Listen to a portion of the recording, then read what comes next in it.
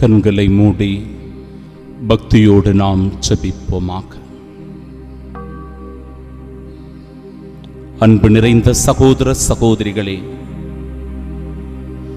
நாம் ஆண்டவரை விட்டு எவ்வளவு தொலைவில் சென்றிருந்தாலும், எவ்வளவு தீமையோடு வாழ்ந்து கொண்டிருந்தாலும்,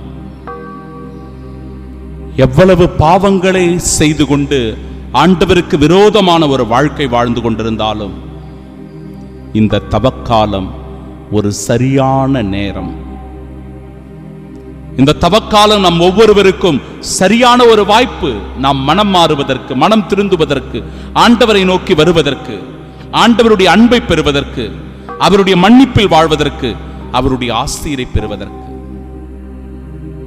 இறை வார்த்தை சொல்லுகிறது, ஆண்டவரே நமக்கு புத்துயிர் அளிப்பவர், அவரே நம்மை எல்லா விதமான தீமைகளிலிருந்து, பாவங்களிலிருந்து விடுவிப்பவர். அவருடைய முன்னிலையில் நாம் ஒவ்வொருவரும் வாழ்வு பெறுவோம். அவருடைய இரக்கத்தினால் நாம் ஒவ்வொருவரும் அவரின் சாட்சியாயிருப்போம்.